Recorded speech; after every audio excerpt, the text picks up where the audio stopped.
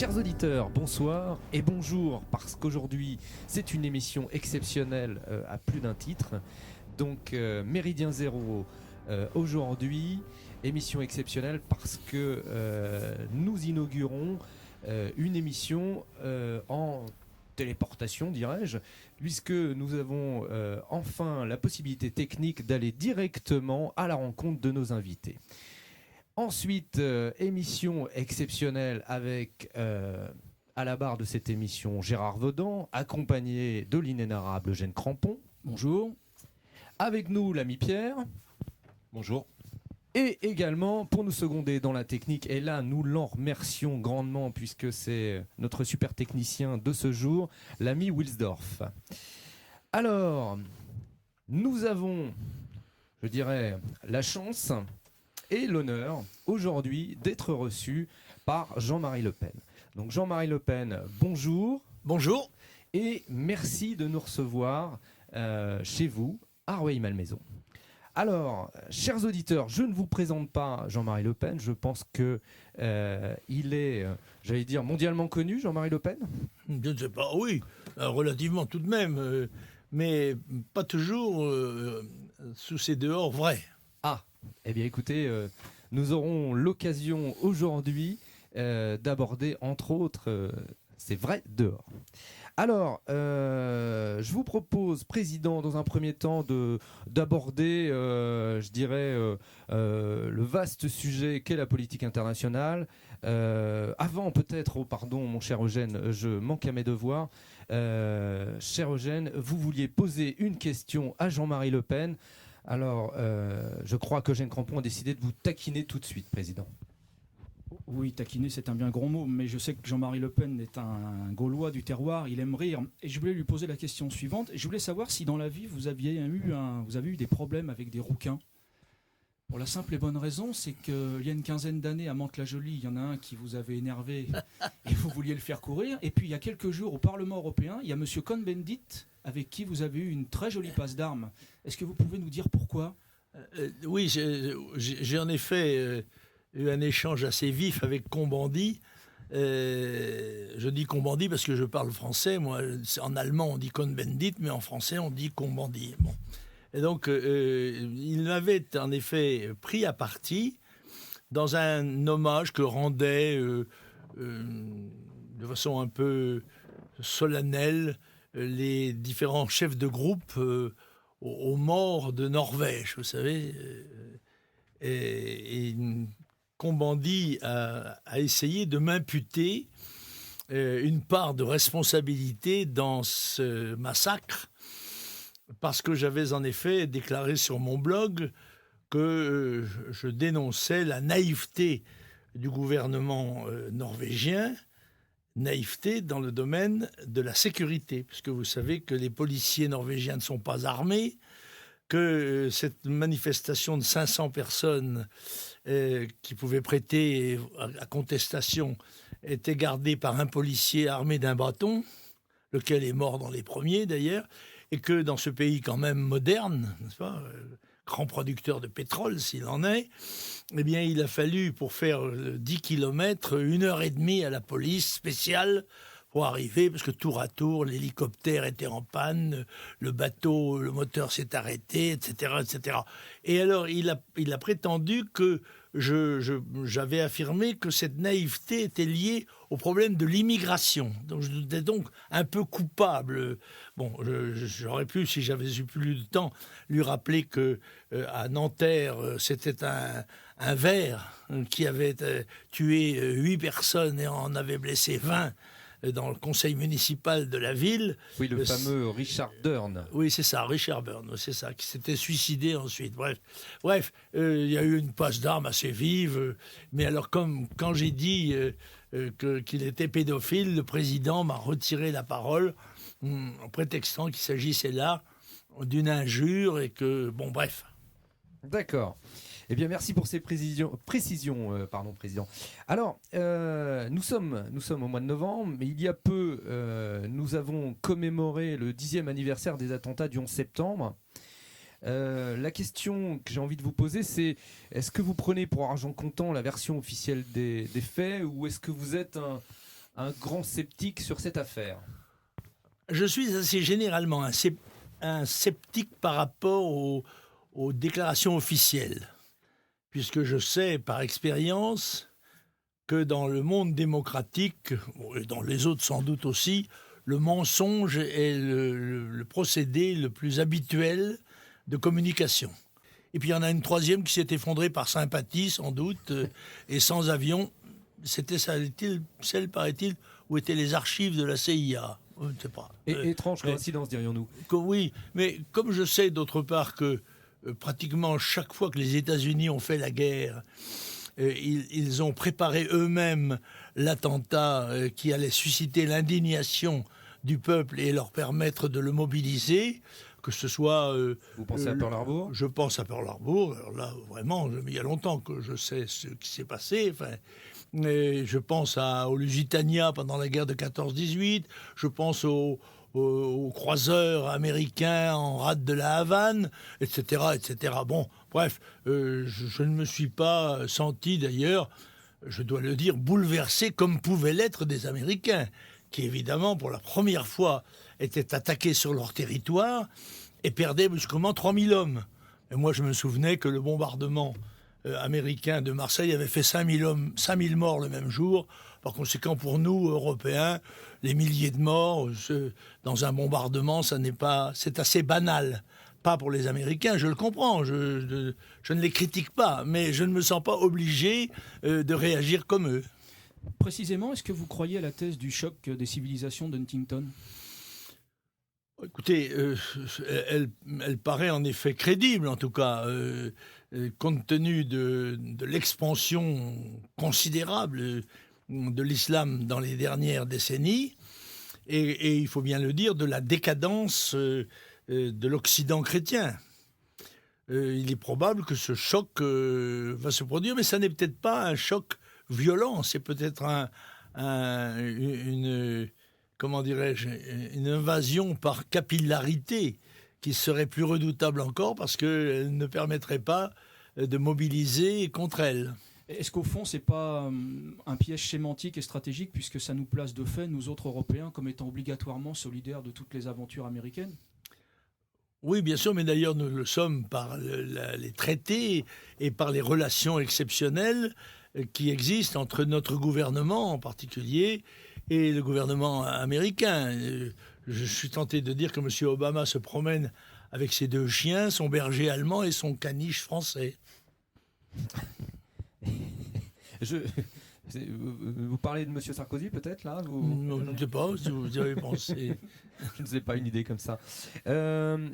Alors, durant la guerre froide, vous étiez plutôt partisan du maintien de la France au sein... Oh, je vais y arriver, dites donc là, ce soir Gérard. Oui, au sein de l'OTAN, l'émotion que voulez-vous d'être à côté de Jean-Marie Le Pen, c'est ça. Je comprends votre trouble. Merci Jean-Marie Le Pen. Aujourd'hui, vous êtes plutôt en opposition. Qu'est-ce qui vous a fait changer d'avis ?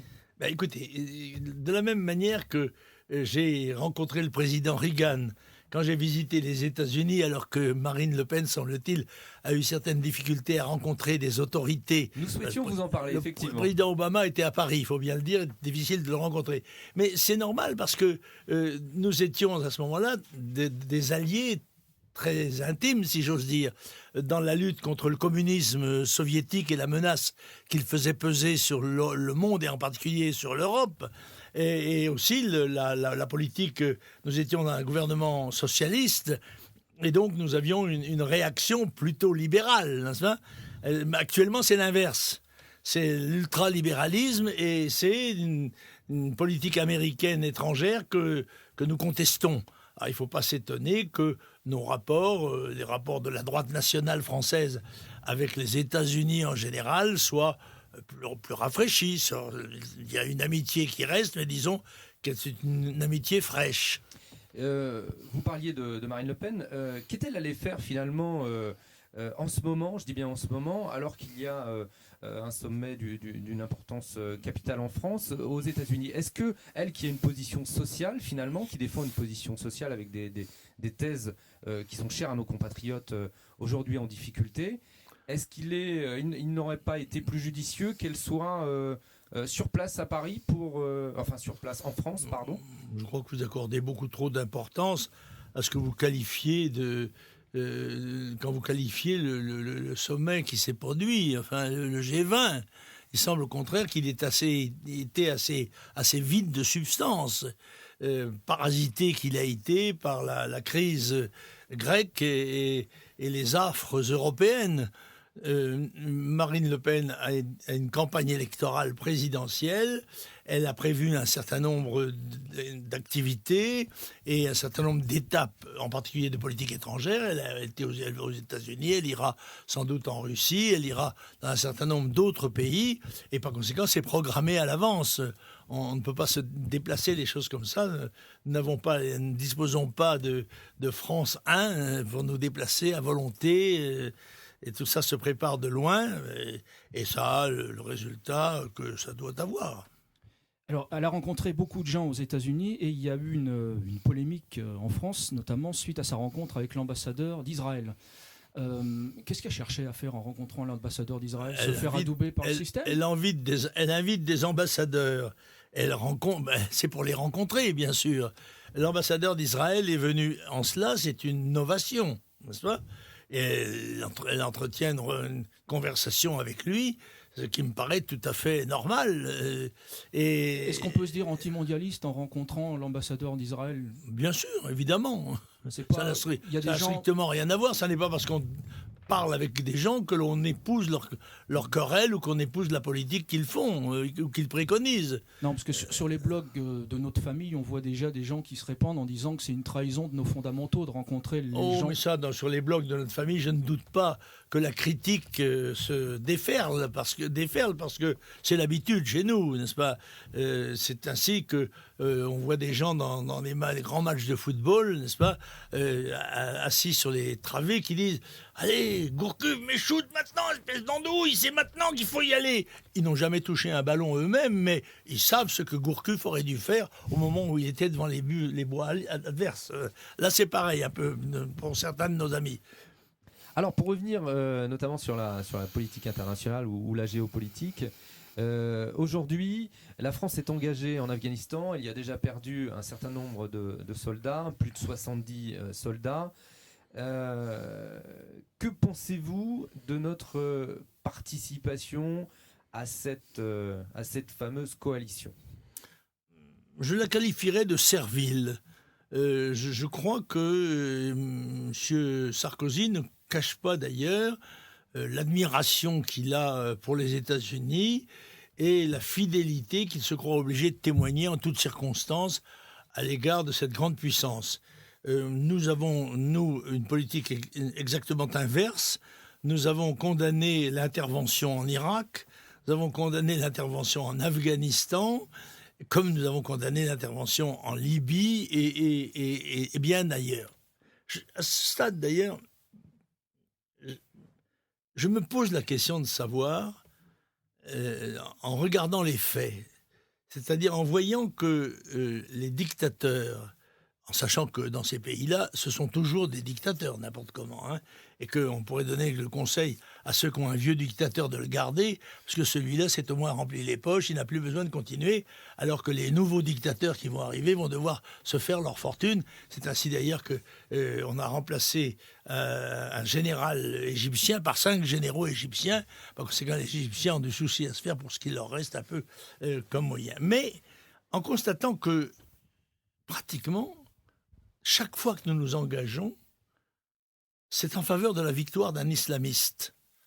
Ça a été le cas en engagement militaire, n'est-ce pas ? Sanglant. Ingérence dans les affaires d'un autre pays, c'est pour assurer la victoire d'un islamiste. C'était le cas en Côte d'Ivoire, en soutenant l'islamiste Ouattara contre le catholique, si j'ose dire, enfin, le chrétien Gbagbo, le cas chef du clan chrétien, disons. Ça a été le cas, comme l'avait été le cas en Iran, où les Américains avaient remplacé le Shah par ses adversaires islamistes, mais ça sera le cas en Afghanistan, où les talibans vont bien sûr prendre la place quand ils auront chassé les Américains, que ceux-ci seront partis, se repliant un peu de la même manière qu'ils l'avaient fait avec le Vietnam. Mais ça a été le cas avec Saddam Hussein, n'est-ce pas ? Qui était, il faut bien le dire quand même, le protecteur des chrétiens dans son pays, et qui est remplacé bien sûr aussi par les chiites, qui sont évidemment à la pointe du combat islamiste. C'est aussi le cas, alors encore plus démonstratif, en Libye, hein, où nous sommes intervenus militairement. Sans l'intervention militaire de l'OTAN, il n'y aurait pas eu de victoire des rebelles, sous un prétexte totalement fallacieux, en disant que Kadhafi allait massacrer les gens de Benghazi à partir d'un discours qu'il avait prononcé, alors qu'on savait qu'à Benghazi, en effet, il y avait là un nid islamiste absolument reconnu. Eh bien, nous avons assuré la victoire des islamistes. D'ailleurs, la première chose qui a été déclarée par cette personnalité qui parlait au nom du comité rebelle, une personnalité intéressante d'ailleurs. C'était le président du tribunal qui a condamné à mort les infirmières bulgares, n'est-ce pas ? Et c'est un ancien ministre de la justice de Kadhafi qui a dit qu'à partir de maintenant, ce sera la charia et rien d'autre, et ça s'imposera. Bon, partout où nous intervenons, partout, ce sont les islamistes. D'où j'arrive à penser, est-ce que ce ne serait pas un propos délibéré de la part des alliés occidentaux ?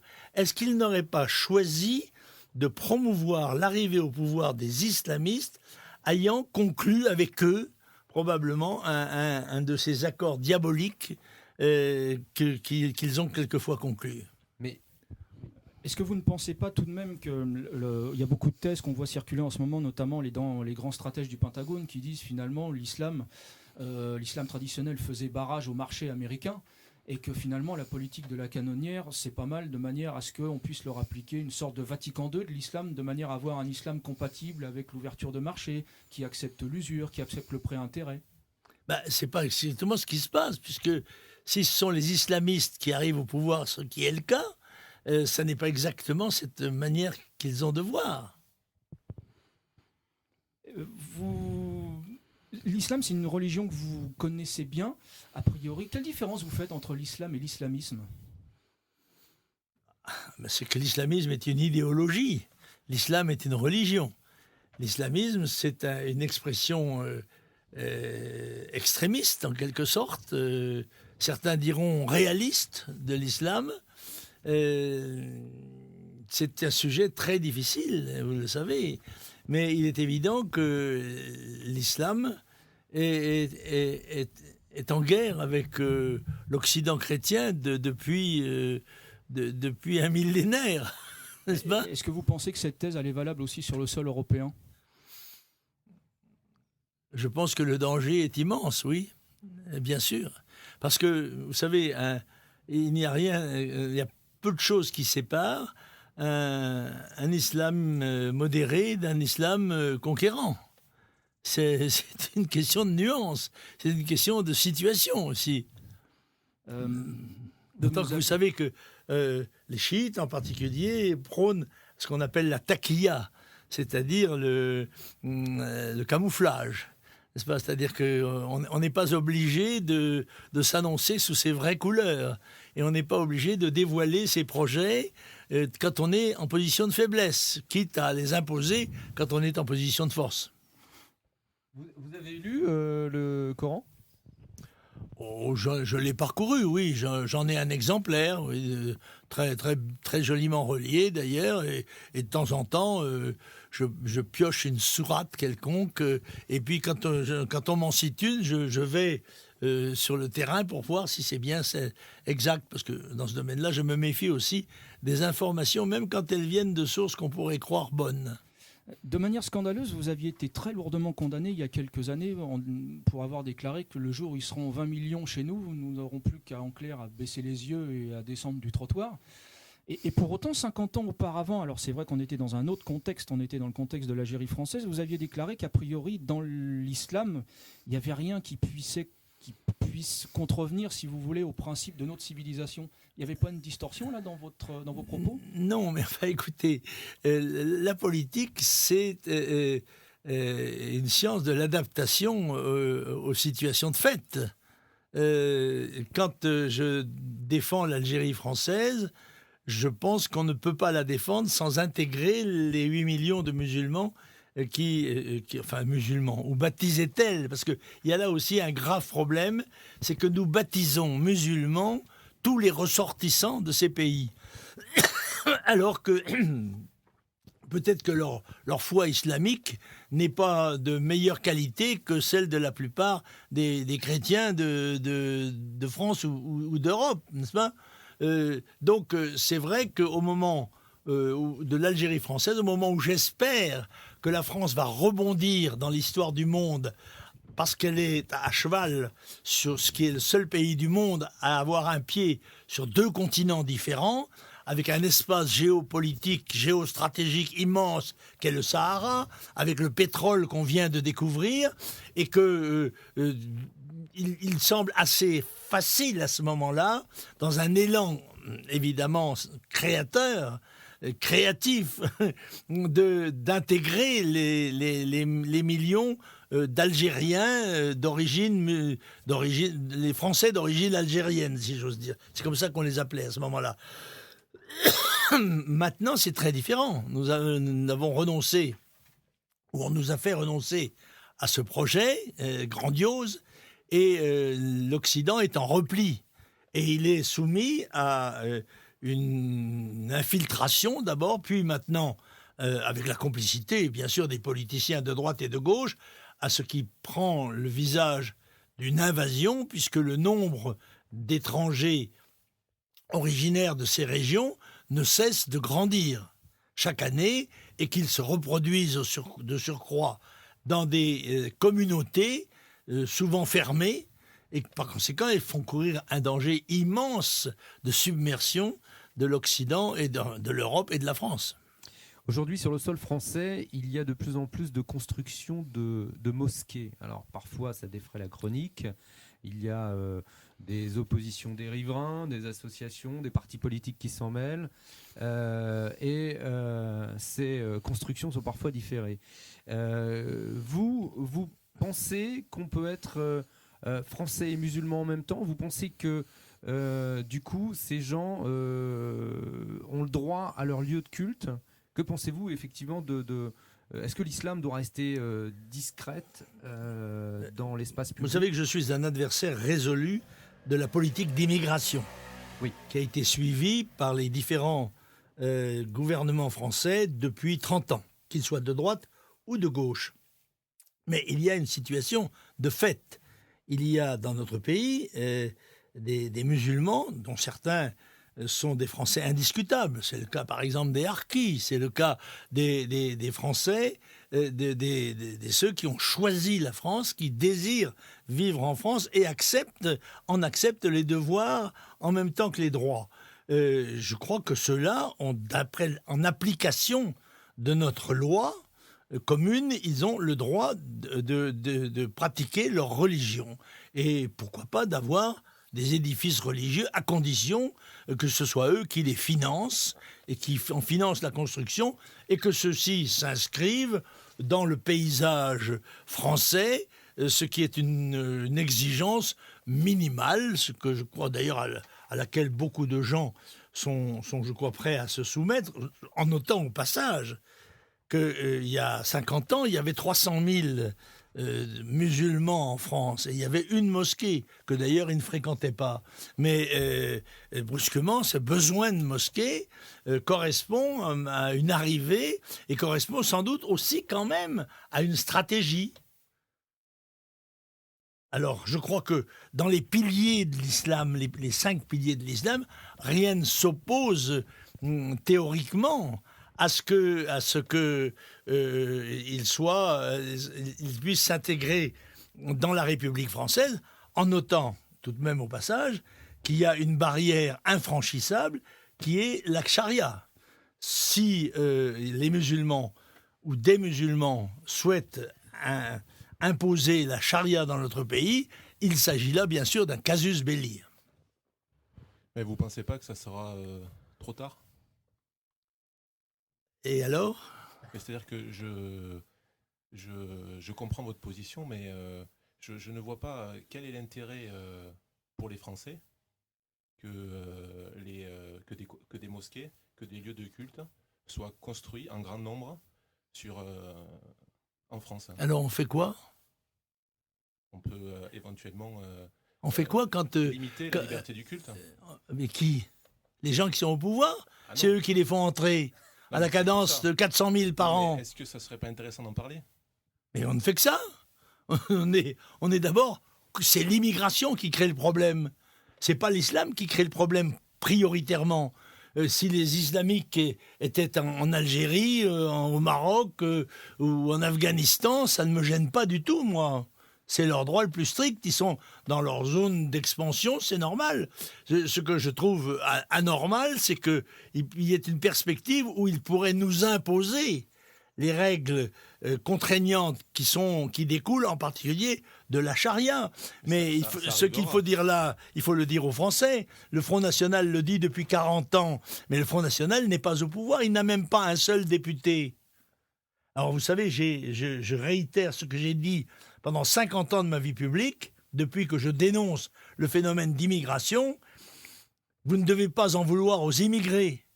Les seuls responsables de cette situation sont les politiciens français de droite et de gauche. Voilà. Or, les Français ont la possibilité de sanctionner ces politiciens de droite et de gauche. Ils ont la possibilité de les changer en votant pour ceux qui, justement, ont dénoncé le risque et le scandale. Parlons maintenant de l'Europe. Dès 1957, vous étiez déjà opposé à la création de la CEE. Qu'est-ce que vous pressentiez déjà à l'époque? Dès 1956, mon cher monsieur. Pas 67, parce qu'en 56, j'ai voté contre le marché commun. Voilà. J'étais député déjà à l'époque, c'est pas hier matin, vous vous rendez compte. Et par conséquent, j'ai toujours suspecté le projet de M. Monet, Koudenov, de vouloir créer en Europe des États-Unis d'Europe. Je pensais que le projet était fallacieux et donc je le condamnais. Je pensais que l'État-nation était encore et le demeure la forme la plus performante pour assurer la sécurité, la liberté, l'identité, la prospérité, la culture, la langue d'un peuple. Voilà. Par conséquent, je jouais la France. Oui, bien sûr, les relations les meilleures possibles avec des pays avec lesquels nous nous étions fait la guerre pendant des siècles, certes, mais aboutir à une fédération, ce qui était l'objectif de M. Monet, une fédération copiée sur celle des États-Unis, ça me paraissait totalement impossible, tout à fait contraire à la volonté des peuples et à leur intérêt. Par conséquent, j'ai toujours été un eurosceptique. Alors, il y a un projet mondialiste d'union transatlantique qui doit voir le jour ces prochaines années. Comment se fait-il qu'au Parlement européen, dans le groupe que vous présidez, je crois, vous soyez le seul, non même pas à avoir voté contre, mais vous êtes abstenu, mais Marine, par exemple, et Bruno Gollnisch auraient voté pour? Non, d'abord, nous n'avons pas de groupe. Nous sommes des isolés qui ont la moitié des prérogatives des autres députés européens. Nous sommes 3 députés européens du Front National. Par conséquent, nous n'avons aucun pouvoir de nous opposer autrement que par un vote négatif. Et à quel moment et sur quel sujet s'est-on prononcé? Je dénie tout à fait que nous ayons voté pour l'entité atlantique que vous décrivez. Car non seulement nous sommes eurosceptiques, mais nous sommes atlantico-sceptiques. Alors vous êtes contre cette Union européenne depuis très longtemps, vous nous l'avez dit. Pour autant, est-ce que vous seriez favorable à ce qu'on a appelé il y a quelques années un axe Paris-Berlin-Moscou? Oh, j'ai été un précurseur dans ce domaine-là. Je ne me raccroche pas à cette notion, puisque j'ai même appelé ça depuis plusieurs années, même peut-être décennies, l'espace boréal, n'est-ce pas? Et préconiser le rapprochement des pays qui vont de Brest à Vladivostok. Parce que précisément, la Russie ne sera pas capable seul de défendre son immense empire, et que d'autre part, les pays européens ont besoin de ce grand espace géopolitique qu'est la Sibérie, n'est-ce pas? Par conséquent, nous avons là un intérêt commun, et c'est la politique que j'ai toujours défendue, et y compris quand j'ai été en Russie, d'ailleurs.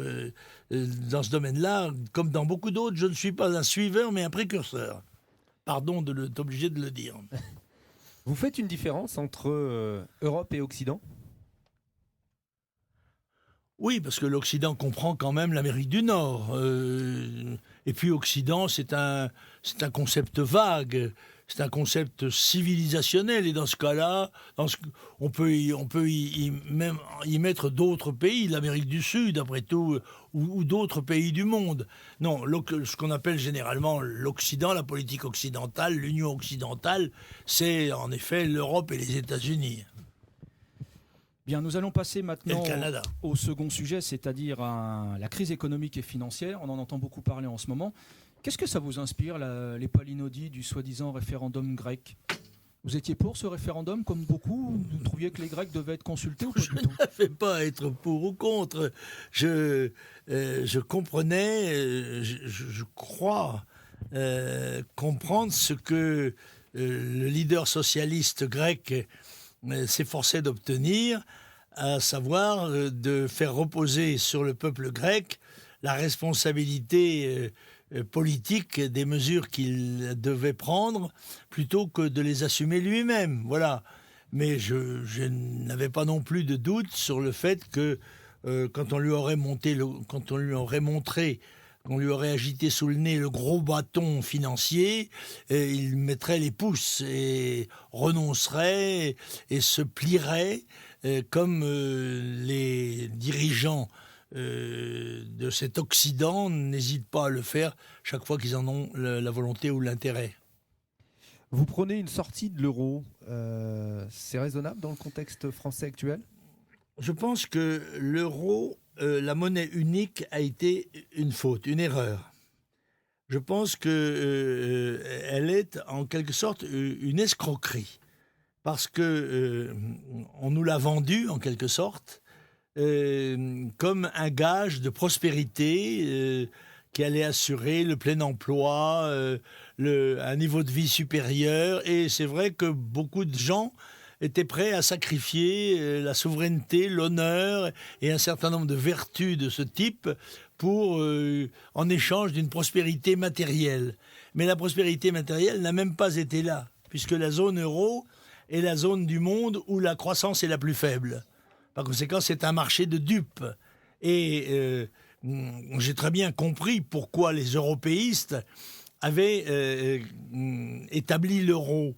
C'était une étape, parce que l'euro allait certainement connaître à un moment donné une crise irréfutable, et on préconiserait à ce moment-là, comme remède, la fédération.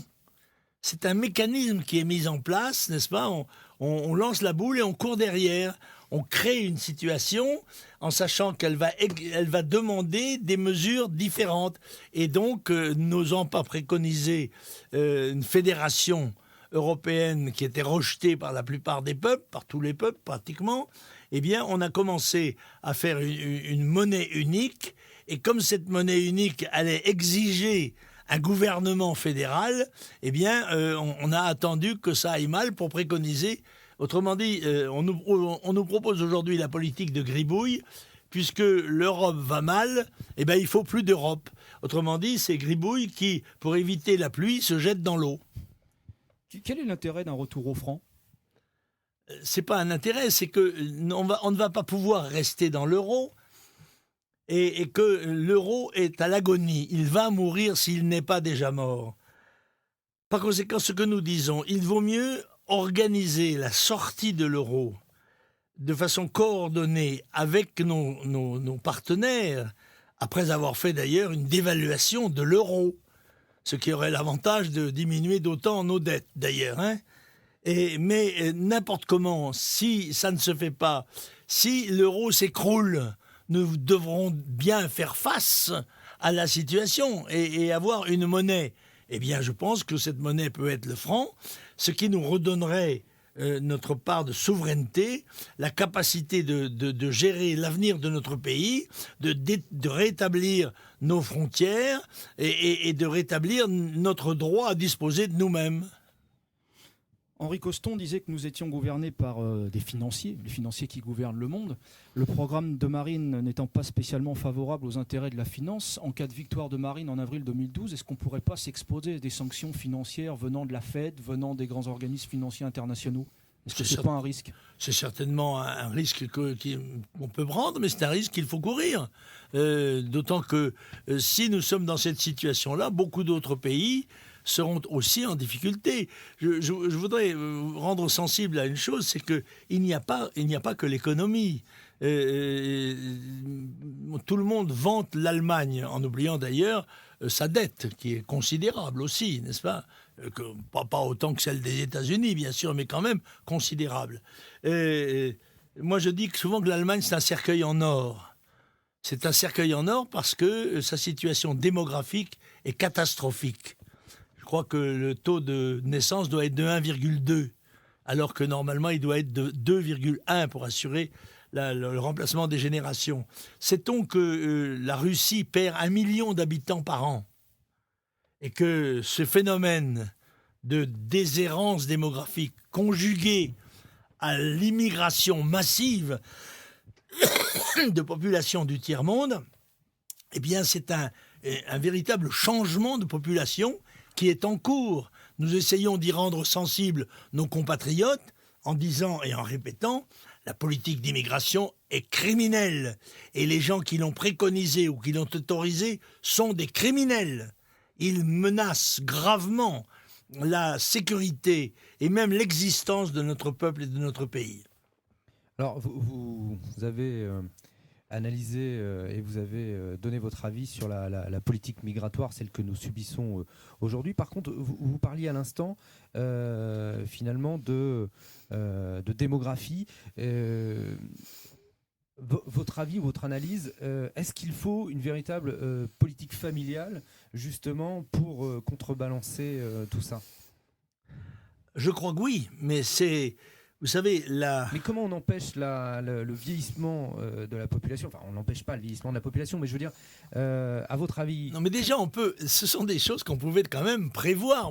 Comment se fait-il que moi, je les ai prévues et que les gens qui nous gouvernent ne les aient pas prévues, et que les observateurs, les journalistes, les philosophes, tout ça, à quelques rares exceptions près, ne l'aient pas prévu. Il était bien évident que l'allongement de la vie allait entraîner des conséquences sociales considérables, allait déséquilibrer totalement le système social qui était le nôtre. Tout ça, verba volante, ce sont des paroles verbales. Comme d'ailleurs ces opinions étaient réputées extrémistes, par conséquent, il n'était pas nécessaire d'en tenir compte, ni de les prendre même en considération.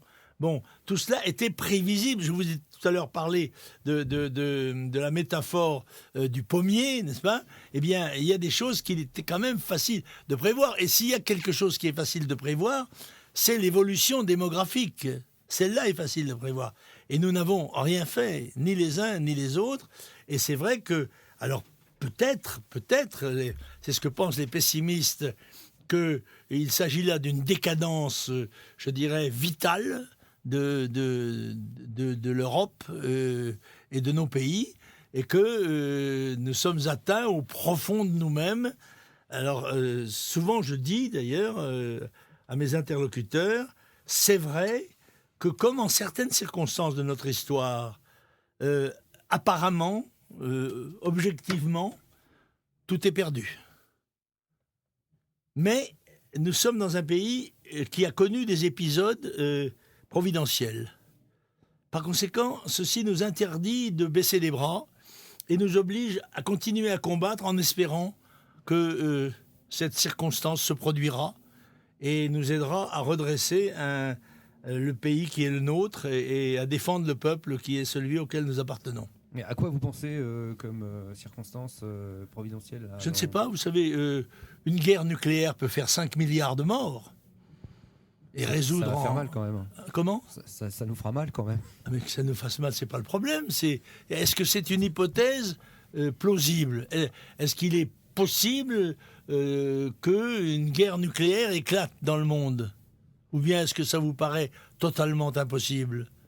C'est possible. Bon, et si ça se produisait, quelle serait sa dimension ? Je vous rappelle qu'au moment de la guerre froide, les États-Unis et l'Amérique et la Russie soviétique avaient chacun 10 000 têtes nucléaires. Des têtes nucléaires auprès desquelles les bombes de Nagasaki et d'Hiroshima sont des petits pétards de fête. C'est dire que la situation peut très bien, on ne sait pas ce qui va se produire. Et comme on ne le sait pas, c'est peut-être une prise de conscience. Ça peut peut-être être la victoire de Marine Le Pen aux élections présidentielles, qui n'est pas impossible, qui est une hypothèse aussi vraisemblable, selon moi même plus vraisemblable que la victoire de Sarkozy. Vous pensez comme Dominique Vénère que l'histoire est le domaine de l'inattendu ? Certainement. Toute l'histoire du monde nous l'a appris, ça. Et en particulier, puisque je suis en train de faire un article sur Jeanne d'Arc, dont je rappelle quand même que ce sera l'année prochaine le 600e anniversaire. Le 600, la manifestation du Front National se déroulera entre les deux tours, d'ailleurs, de l'élection présidentielle. Le 1er mai, le 1er mai, c'est entre les deux tours de l'élection présidentielle.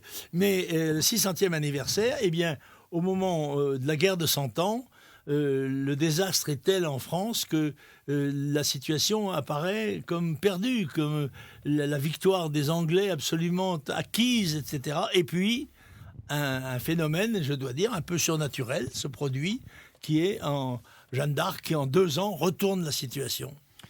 Alors, puisque vous parliez d'immigration, nous voudrions continuer sur ce sujet.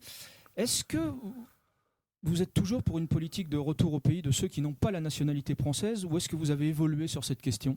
Je suis toujours pour le retour au pays, parce que je crois que nous avons été victimes depuis plusieurs décennies d'un véritable complot de la part des gens qui nous ont dirigés, ou au moins d'une bêtise crasse, d'une lâcheté exceptionnelle. Et il est certain que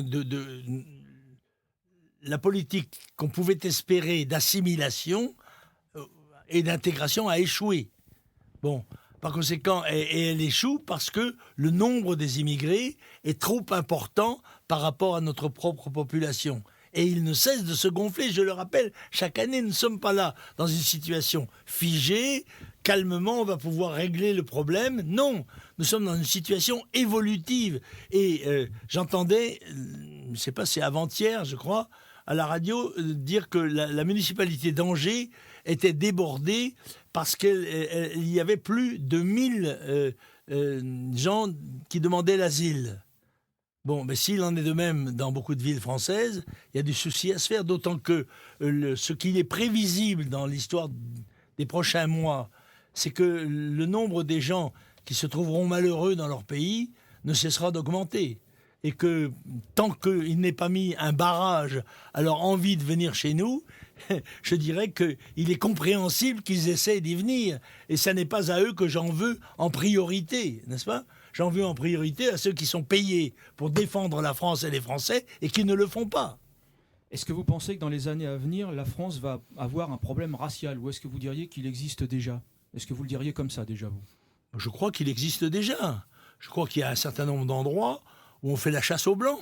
Oui, comme on le fait d'ailleurs à Mayotte. Ce sont des rapports de force de population. N'est-ce pas ? Quand une population devient trop importante par rapport à une autre, et quand c'est une population étrangère, il est bien évident que pour survivre, les autochtones sont contraints de raser les murs, de ne pas sortir la nuit, etc.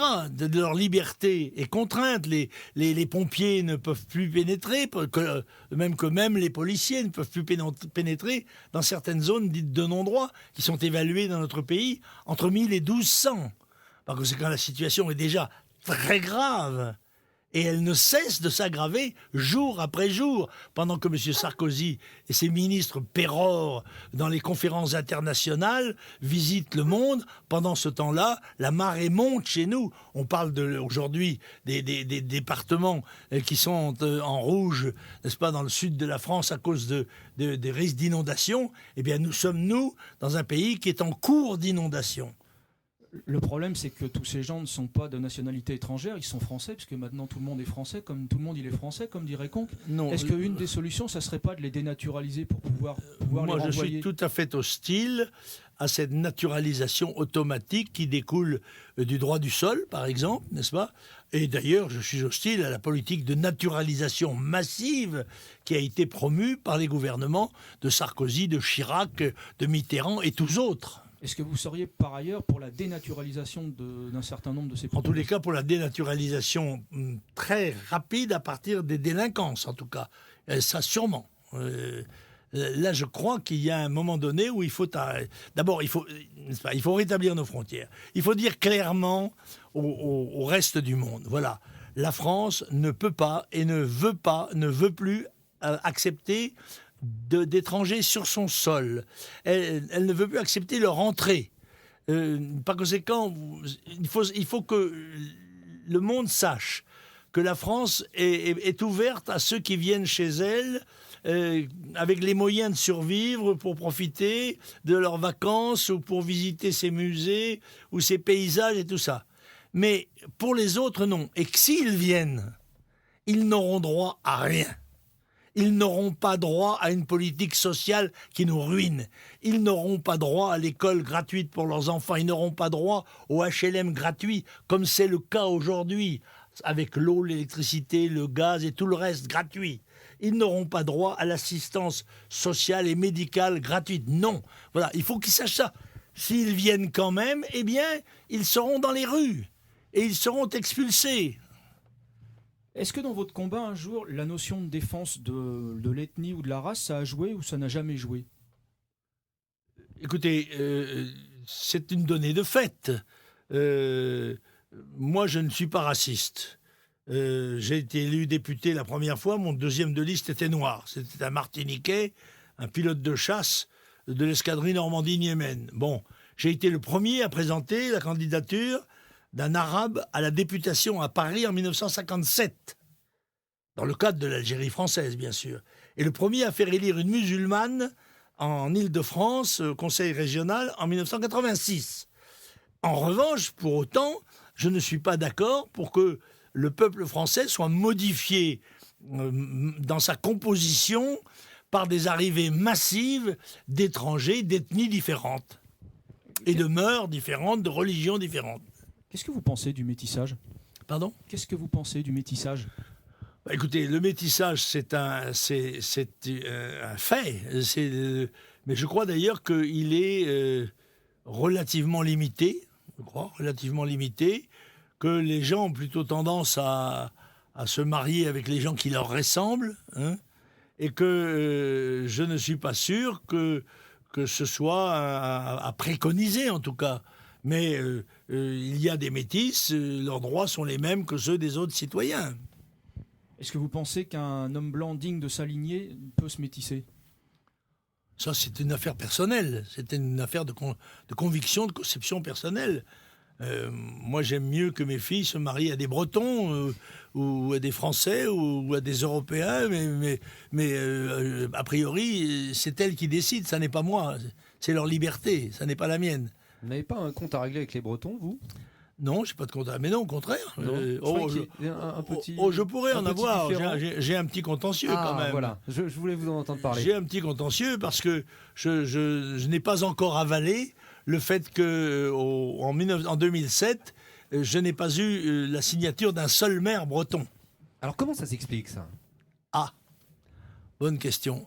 Je crois que la Bretagne, quand elle était pauvre et que la mer était cruelle, les Bretons étaient des machos, des durs. Et je crois que Ouest-France, les curés progressistes, les progrès sociaux les ont amollis. Vous pensez que Et puis, la guerre de 14, Il est mort 250 000 Bretons qui ont manqué certainement. Nous allons faire une première pause, Président. Une petite pause musicale pour nos chers auditeurs de Méridien Zéro.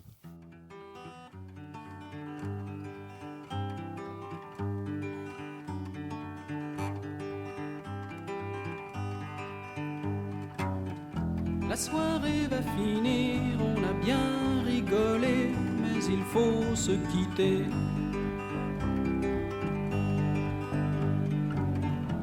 C'est pas drôle de partir, mais demain faut bosser, y a les sous à gagner.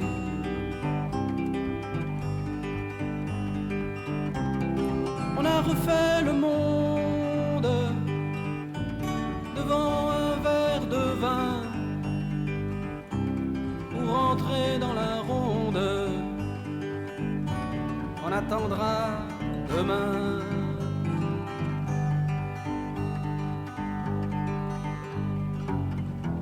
On était entre nous pour partager le pain, il y avait que des copains.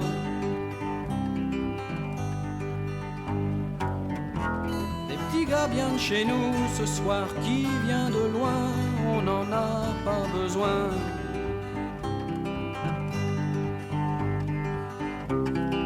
On a refait le monde devant un verre de vin pour rentrer dans la ronde. On attendra demain.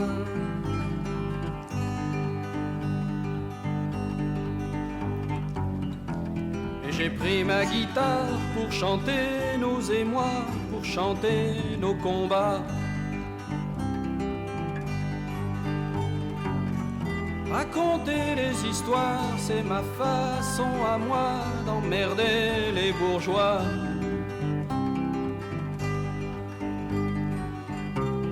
On a refait le monde devant un verre de vin. Et pour rentrer dans la ronde, on attendra demain.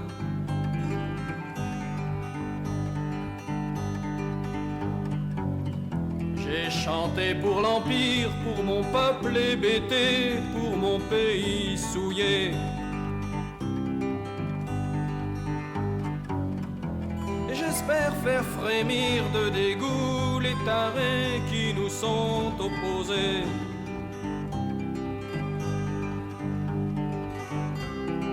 On a refait le monde devant un verre de vin. Rentrer dans la ronde, on attendra demain.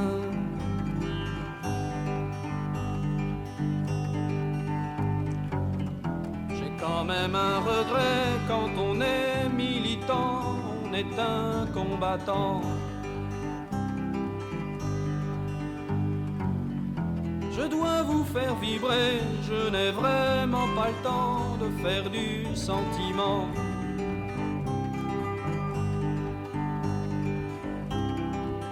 On a refait le monde devant un verre de vin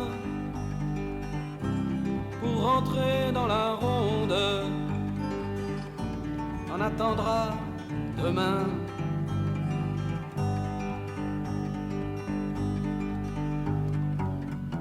Alors, si vous voyez ma femme et mes enfants, mes copains, mes parents, dites-leur, s'il vous plaît, que derrière tous mes chants, mon amour les attend.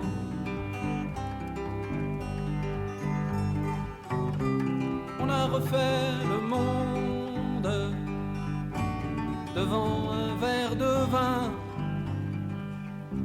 pour entrer dans la ronde. On attendra demain.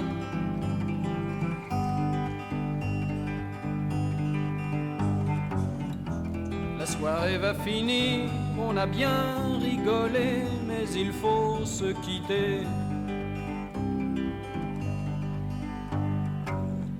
C'est pas drôle de partir, mais demain faut bosser, y a les sous à gagner.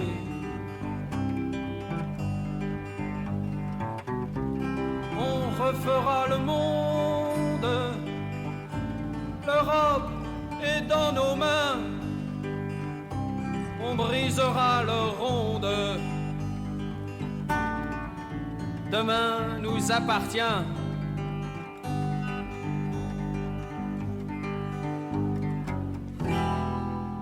Chers auditeurs, de retour sur Méridien Zéro avec comme invité Jean-Marie Le Pen. Notre ami Pierre veut lui poser une nouvelle question. Donc, Monsieur Le Pen, avant d'aborder le sujet de la présidentielle 2012, je voudrais revenir sur l'immigration en France. Alors, lorsqu'on regarde les statistiques, on s'aperçoit que eh bien, la France, par rapport aux autres pays européens, n'a pas énormément d'immigrés, tout simplement parce que ces immigrés sont naturalisés français. Donc, ma question est la suivante. Est-ce que, finalement, le concept de la préférence nationale du Front National, du programme du Front National, n'est pas un petit peu dépassé, finalement?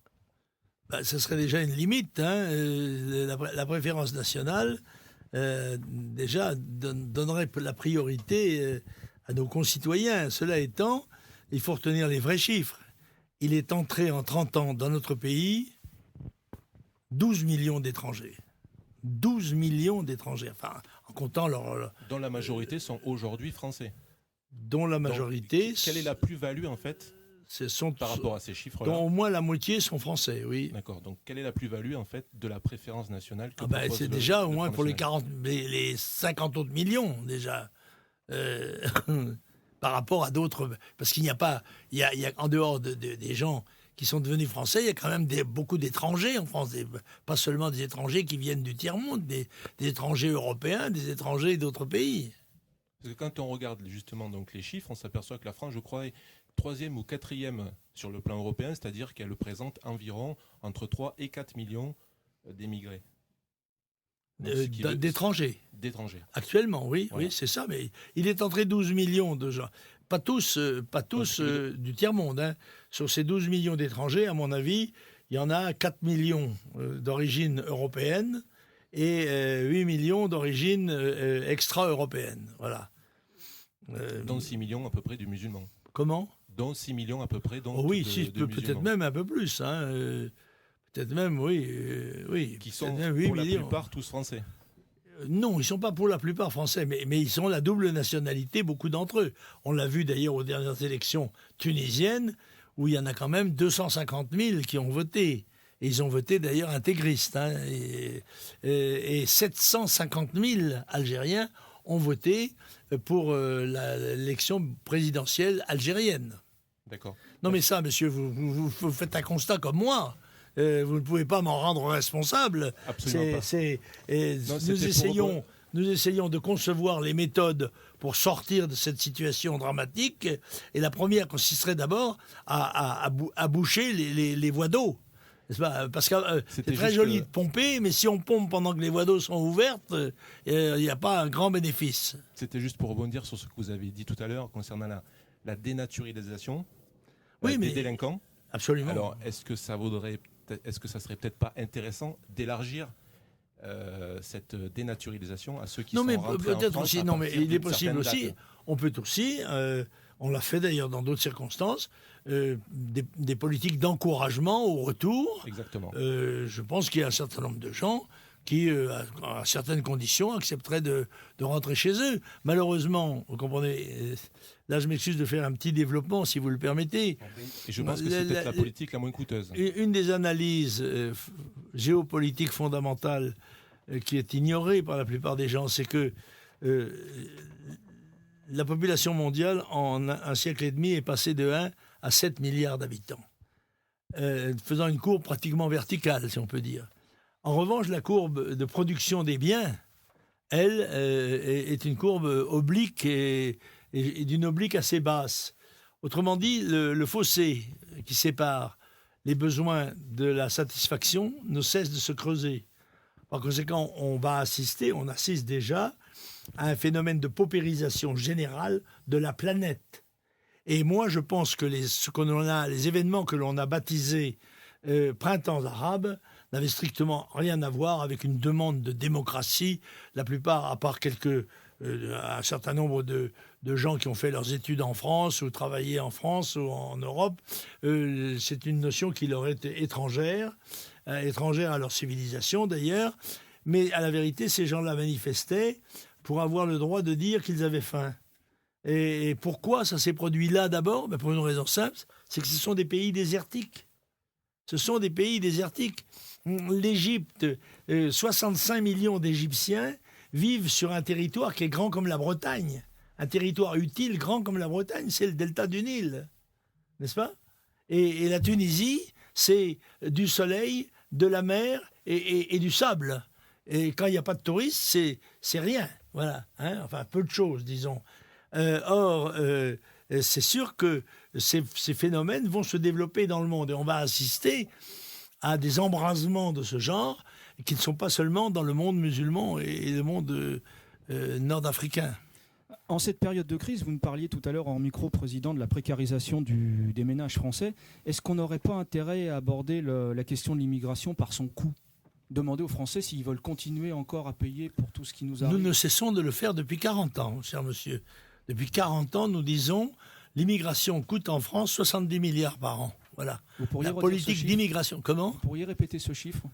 Oui, 70 milliards, ça coûte 70 milliards par an. C'est l'évaluation que nous avons faite, puisqu'aussi bien, dès qu'on aborde l'étude de ce phénomène, on s'aperçoit que tout est truqué, tout est masqué. Et c'est d'ailleurs Michel Tribala, qui n'était pas une amie du Front National, puisqu'elle a même écrit un livre contre le Front National, qui est une démographe, a écrit un livre dont le titre est en lui-même un aveu extraordinaire, ça s'appelle « Les yeux grands fermés », dans laquelle Michel Tribala dit « Eh bien, tout ce qui touche à l'immigration est masqué, truqué.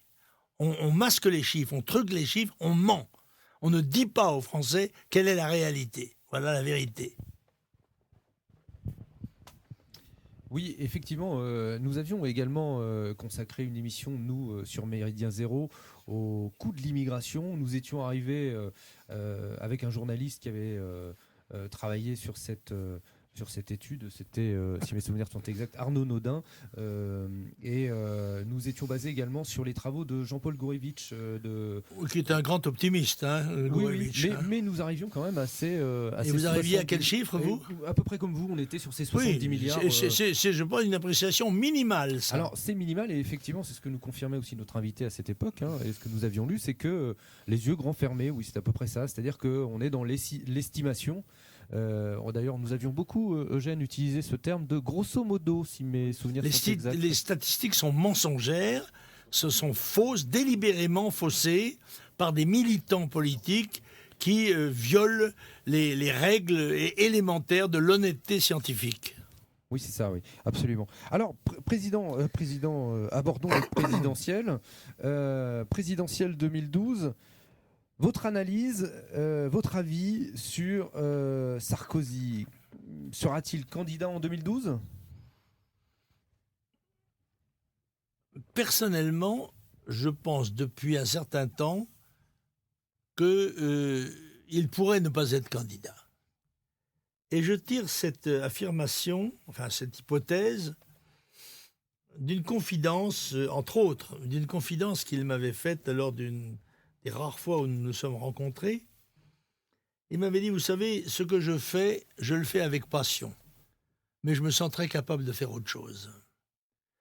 D'où je tirais la conclusion que pour le président, la direction de la France était pour lui ce que pouvait être la direction d'une grande entreprise, à la tête de laquelle il serait arrivé, dans laquelle il ferait le mieux possible selon ses idées. Et il ne faut pas s'étonner que M. Sarkozy soit favorable à l'immigration, puisque c'est un fils d'immigrés. Il ne va pas contre sa nature, en quelque sorte. Donc, on ne peut pas lui en faire le reproche, si j'ose dire, d'abord parce que les Français l'ont élu. Bon. Et je suis obligé de le constater. Certes, il a derrière lui tous les lobbies possibles et imaginables, tous les soutiens considérables auprès desquels nous faisons très pâle figure. Mais il est sûr que je le vois mal accepter d'assumer pendant 5 ans la charge négative de la politique qu'il aura menée pendant ce quinquennat. Et si l'occasion lui est donnée par les sondages ou par des remous politiques quelconques de s'esquiver, je pense qu'il n'insistera pas. Mais, et aussi, il y a pour lui la perspective d'être battu au premier tour, qui n'est pas une perspective invraisemblable. Et par conséquent, ce sont des choses qui méritent d'être calculées, et c'est un garçon qui sait calculer. Alors, il y a quelques années, vous aviez été le premier à pronostiquer l'arrivée de Ségolène Royal. Vous verriez qui à la place de Sarkozy ? Oh, je pense qu'il n'y a pas grand monde. Hein. Il y a 14 mois. 14 mois avec sursis. C'est le ministre des Affaires étrangères qui n'a quand même que 14 mois de prison à se reprocher. Petite affaire. Pour un président de la République, c'est peut-être un peu plus lourd quand même. Bon. Mais l'arrogance en plus, ça peut se compenser. Il y a Fillon. Ce sont des seconds couteaux, mais qui peuvent se révéler en cette circonstance. Je ne suis pas sûr que ça les assurerait d'être au deuxième tour. Alors justement, le second tour rêvé pour vous ?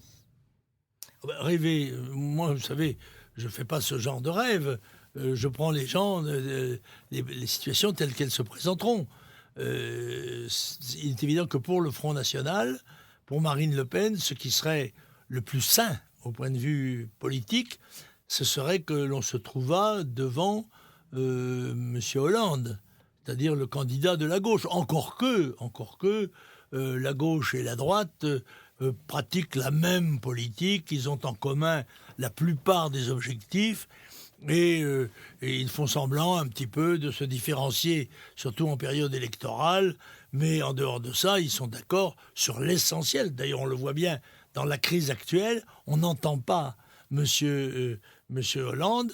Pourquoi ? Parce que pratiquement, il ferait la même chose que Monsieur Sarkozy. Il est d'accord avec ce qui se prépare.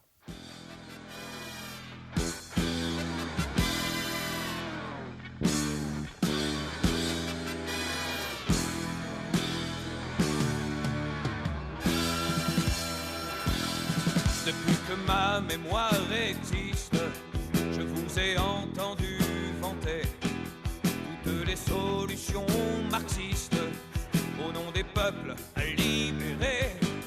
Mais quand le jour maudit arrive, que vos régimes sont au pouvoir, le pays part à la dérive, et puis se lève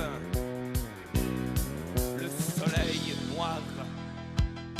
Vous allez me traiter de réac, vous allez dire que je suis facho, mais vous me filerez pas le trac. Vous les pros de la démago, je sais ce que va le faux mot. Le sang qui coule sur Phnom Penh a pris sa source dans vos esprits. Vous avez fait germer la haine en soutenant Khomeini. Vous êtes tous responsables de ces horizons sans espoir, et vos consciences de coupables portent la tache du soleil noir. Vous allez me traiter de réac, vous allez dire que je suis facho, mais vous ne me filerez pas le trac. Vous les pros de la démago, je sais ce que va le faux mot. Avant de reprendre vos plumes pour creuser de nouveaux abîmes, traverser les rideaux de brume, venez dénombrer vos victimes. Ça vous évitera d'écrire pour faire pardonner vos mouroirs. Je ne savais pas que ce serait pire lorsque se lève le soleil noir. Vous Vous allez me traiter de réac. Vous allez dire que je suis facho. Mais vous ne me filerez pas le trac. Vous les pros de la démago, je sais ce que valent vos mots. Vous allez me traiter de réac. Vous allez dire que je suis facho. Mais vous ne me filerez pas le trac. Vous les pros de la démago, je sais ce que valent vos mots.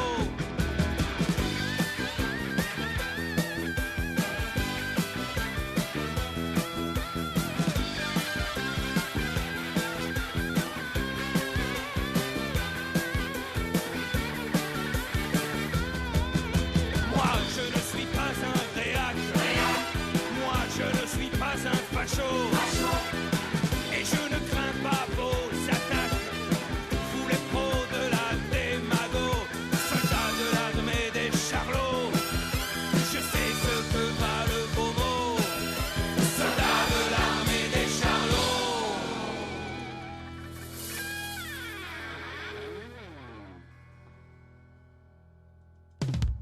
Chers auditeurs, de retour sur Méridien Zéro avec comme invité Jean-Marie Le Pen. Justement, on parlait de François Hollande.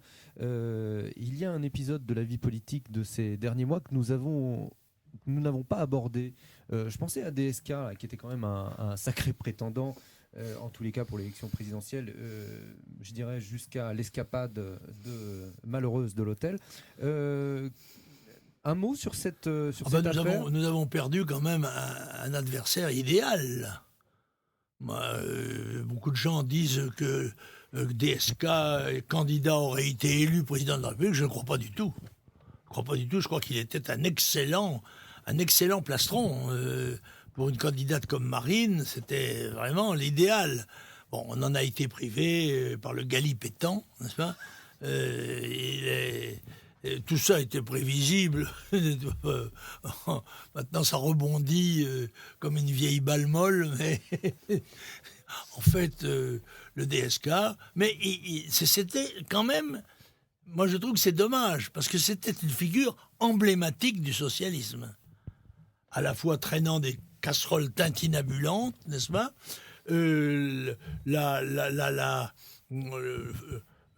Fort de la réputation qui lui avait été créée, d'une supériorité intellectuelle et technique dans le domaine financier, que sa vie politique n'a pas mérité. En tous les cas, dans les actions qu'il a faites, il a préconisé les 35 heures, il a été un ministre des Finances assez modeste, tout de même. C'était pas le crack. C'est la fonction qui a fait sa notoriété. Mais sa fonction, il la doit à qui ? Il la doit à Sarkozy. C'est Sarkozy qui le fait nommer au FMI. Alors, comme président du FMI, compte tenu des pouvoirs qui sont les siens, il a la grâce d'État. On dit, c'est quand même le président du FMI, rendez compte, oui, d'accord. Et alors ? Bon, exit, en tous les cas, il n'occupera plus maintenant que les pages de François, tant que François sera dans les kiosques, ce qui, paraît-il, va disparaître aussi. Vous êtes président honoraire aujourd'hui du Fonds Non, National. président d'honneur. Président d'honneur, excusez-moi. It's not the same thing, you know. Quel rôle entendez-vous jouer dans la campagne de 2012 ? Vous serez en pointe, un peu en retrait ? Comment vous allez Ni vous en situer ? pointe ni en retrait, je suis moi-même. C'est-à-dire que je suis président d'honneur du Front National, mais je suis parlementaire européen. Je suis président du groupe Front National au Conseil régional de Provence-Alpes-Côte d'Azur. Je remplis mes fonctions publiques normalement et je participe à la campagne en allant animer des réunions dans des départements où Marine malheureusement ne pourra pas se rendre parce qu'elle ne peut pas faire 100 meetings pendant la campagne électorale. Elle fera des meetings, des grands meetings régionaux. Moi, je fais des petits meetings départementaux. Est-ce que vous arrivez à la conseiller sur de nombreux sujets ? Quand on me demande mon avis, je le donne. D'accord. Est-ce que le Front National, on entend souvent dire que le Front National de Jean-Marie Le Pen, c'est pas celui de Marine ? Qu'est-ce que ça vous inspire comme réflexion ? Non, je ne crois pas. Il est bien évident que Marine Le Pen, c'est pas Jean-Marie Le Pen. il lui manquera toujours un petit quelque chose. Mais encore que l'expérience a prouvé que Madame Thatcher et quelques autres pouvaient avoir au moins pour le moral des attributs que n'avaient pas certains de leurs adversaires. Il faut dire la vérité. Bon, Marine est une femme de qualité, de caractère, mais elle est elle-même. Elle a 40 ans. C'est une femme. Elle est mère de famille. Elle a un autre passé politique que le mien, encore que nous l'ayons fait dans le même mouvement. Elle a la plupart de ses idées sont communes avec les miennes, mais elle peut avoir des nuances sur un certain nombre de sujets qui lui sont propres. Elle n'aurait pas un discours un peu plus policé que le vôtre ? Peut-être aussi qu'elle est moins provoquée que je ne le fus. Moi, je peux vous dire, je pense que, par exemple, ma réputation d'antisémite a été délibérément fabriquée par un certain nombre de gens et un certain nombre de circonstances. Je pense que des opérations comme Carpentras, des provocations comme Carpentras, des provocations comme celle pour laquelle j'ai fait condamner 2 journalistes, Safran et Doménac, pour falsification d'un interview dans lequel ils tiraient la conclusion que j'étais antisémite, puisque j'avais prononcé 3 fois le mot juif dans la même phrase. Il n'y avait qu'un malheur, c'est que j'ai prouvé en correctionnel que je n'avais pas prononcé ce mot une seule fois. C'était donc une invention, une fabrication. Des opérations comme Mantes-la-Jolie, toutes ces opérations-là ont été des opérations qui ont créé l'exploitation du détail, n'est-ce pas ? N'importe qui d'autre que moi aurait prononcé cette phrase, il n'aurait pas été relevé. Elle a été relevée parce qu'il fallait que Le Pen soit considéré comme un antisémite. Pourquoi ? Parce que antisémite, c'est nazi, et nazi, c'est Hitler. Et d'ailleurs, Chirac se déshonorera dans la dernière phase de la campagne électorale à Rennes en disant Le Pen, c'est Hitler. Précisément, ce que certaines personnes reprochent à Marine, c'est qu'on a l'impression qu'elle arrive à courber les chines devant un certain nombre de lobbies, ce que vous n'aviez jamais fait. Non, je n'ai pas vu Marine courber les chines, c'est pas son style, hein. Faut dire la vérité. Mais il y a certains de nos amis qui, n'importe comment, seront toujours mécontents de ce qui se passe. Hein. Ce sont des critiqueurs, ce sont des gens qui sont incapables de construire, mais qui veulent vous expliquer comment il faudrait le faire.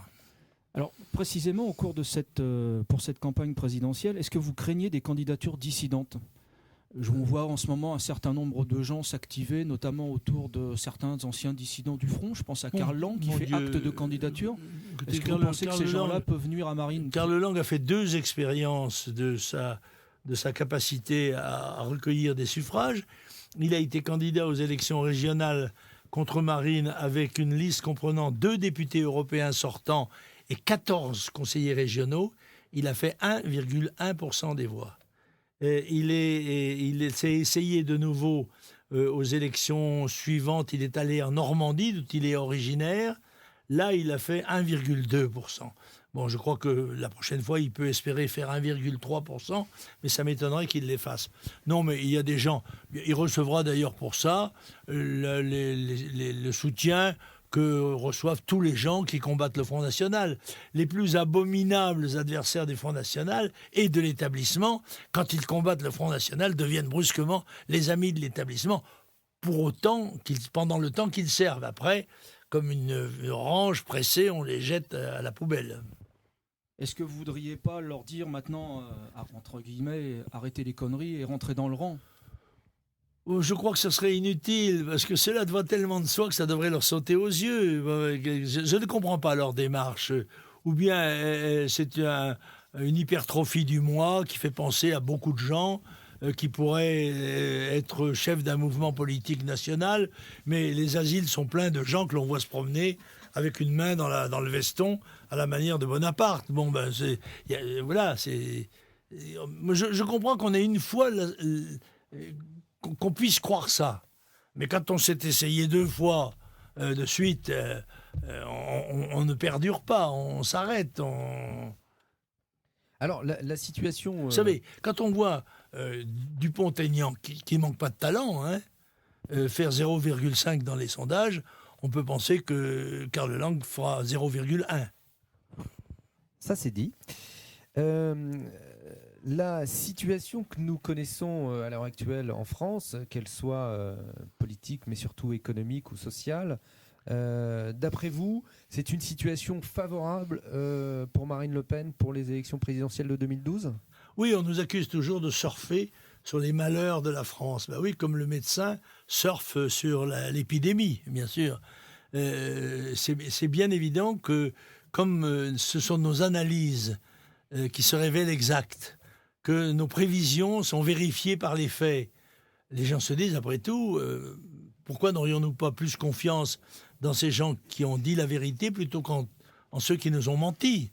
Je crois donc que tout naturellement, et puis si cela, les gens seront conduits à voter pour des gens qui soient dignes de confiance, étant entendu qu'ils se détourneront de ceux qui ont trompé la leur.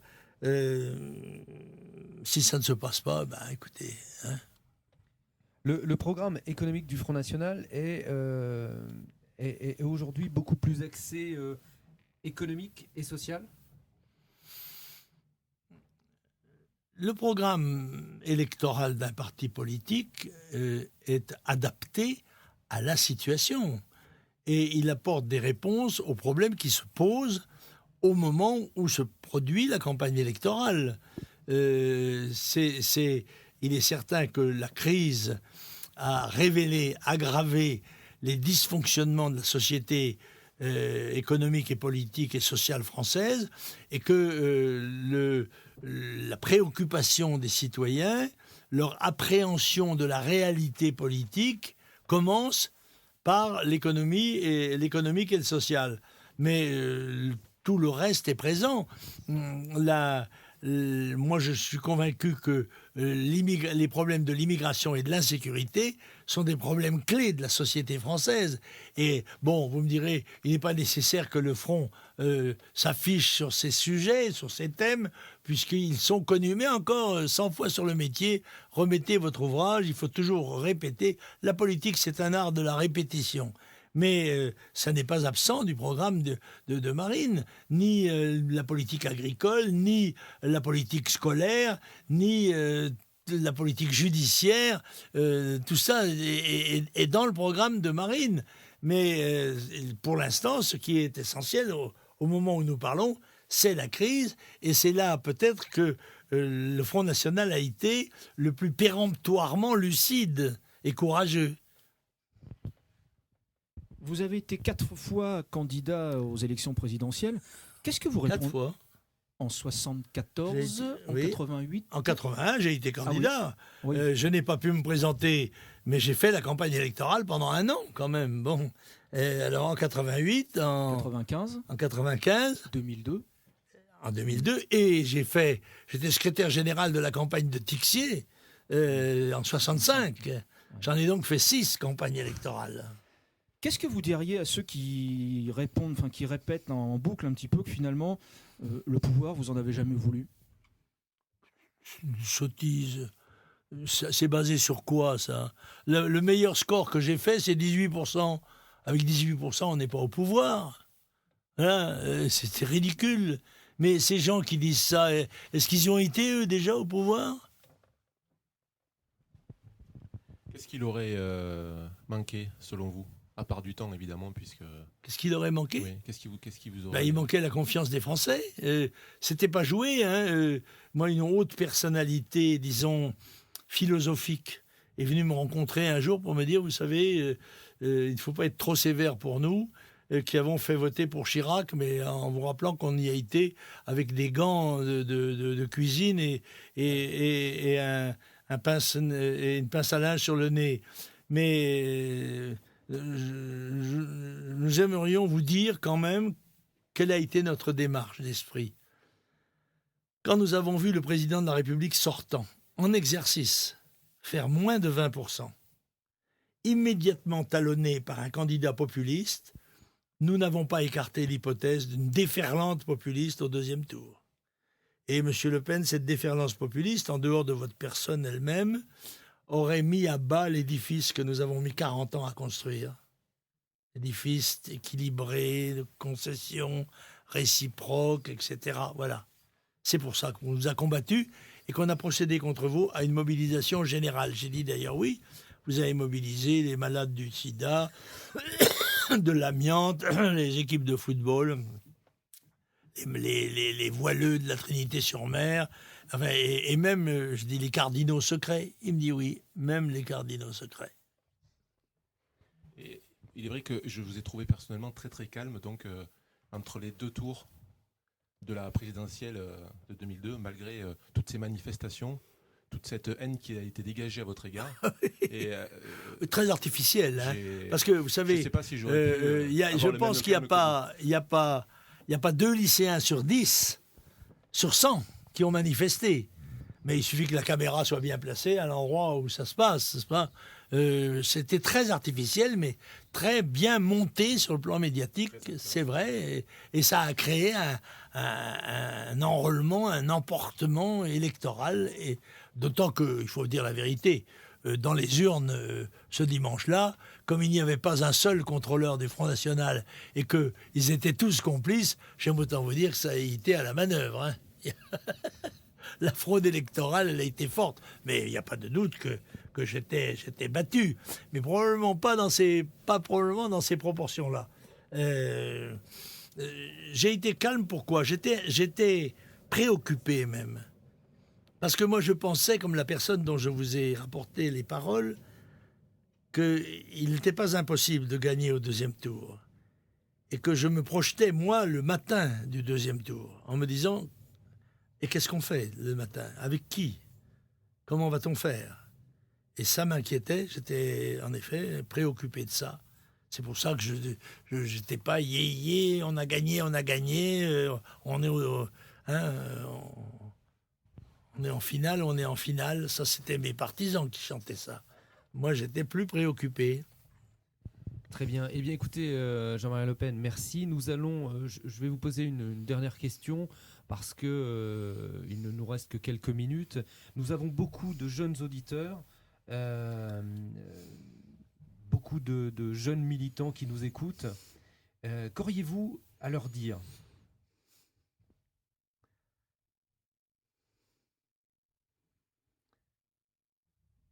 L'avenir va être décoiffant. Préparez-vous à des moments difficiles.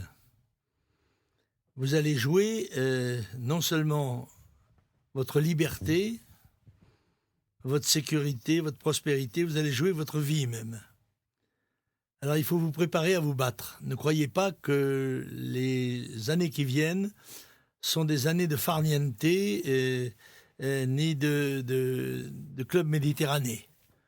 La bataille sera rude, mais d'autres que vous ont sauvé ce pays en d'autres circonstances. Et c'est votre génération qui a été condamnée par ceux qui nous gouvernent, parce qu'il faut savoir tout de même que les dettes qui ont été contractées l'ont été en votre nom, que c'est vous qui serez appelés à les payer, et ça, vous devez le faire payer à ces gens-là, si vous avez en tous les cas un bulletin de vote. Mais pour le reste, serrez les dents, la France en a vu d'autres.